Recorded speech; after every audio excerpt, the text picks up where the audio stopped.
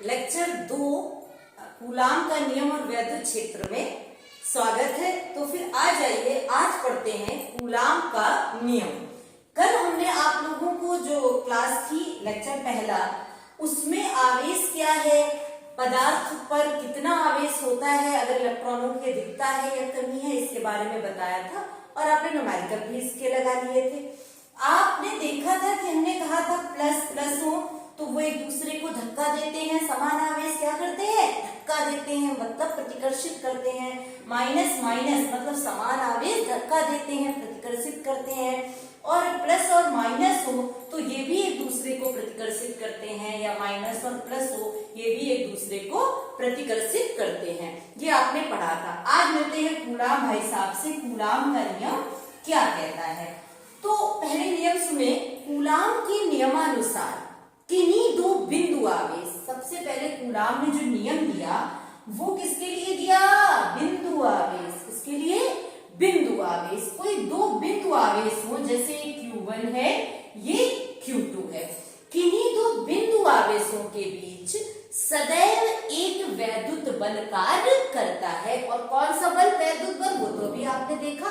अगर दोनों प्लस और प्लस है तो क्या कर रहे थे, रिपल कर रहे थे, ये भी वैद्युत बल था। और अगर प्लस और माइनस थे तो अट्रैक्ट कर रहे थे, ये भी वैद्युत बल था। तो कुल मिला के अगर दो बिंदु आवेश हैं, बिंदु आवेश के लिए कूलाम का नियम है पॉइंट चार्ज के लिए, तो किन्हीं दो बिंदु आवेशों के बीच सदैव एक वैद्युत बल कार्य करता है, जिसका मान दोनों आवेशों के परिमाणों के, मतलब जो मान है Q1 Q2 चिन्ह न लेकर के केवल मान के गुणनफल के समानुपाती और बीच की दूरी के वर्ग के व्युत्क्रमानुपाती होता है। तो अब इसको देखते हैं मैथमेटिकल फॉर्म में किस तरीके से होगा कि ये आवेश है Q1 और ये आवेश है Q2 और बीच की दूरी हमने मान ली इनकी R।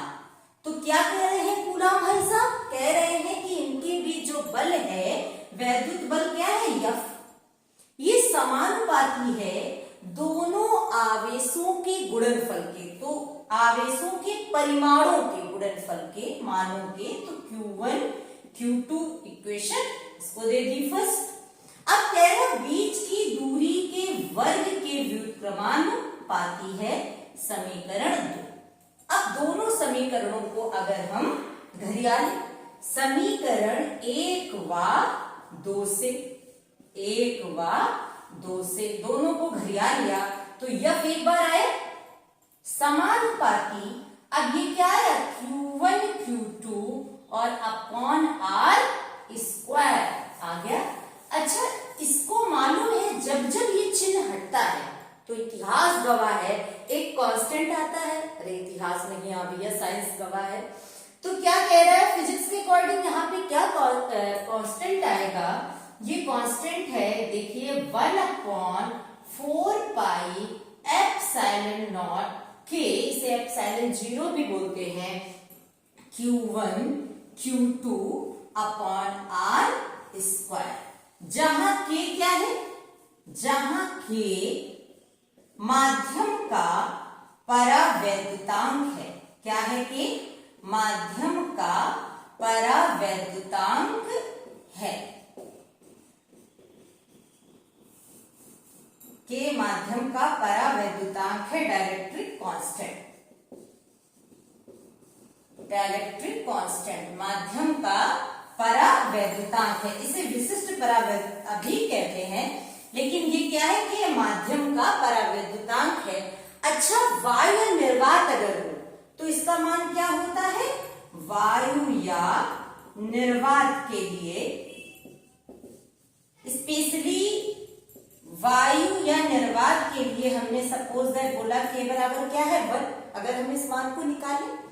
अच्छा, सभी परावैद्युतों के लिए के का मान 1 से बड़ा होता है। और अगर धातु के लिए पूछा जाता तो धातु के लिए यही के का मान इंफिनिटी हो जाता है, ठीक है। लेकिन हमें क्या लिखना है, या वायु या निर्वात के लिए लिख दिया तो परावैद्युतांक का मान कितना लिख देंगे यहाँ पर 1।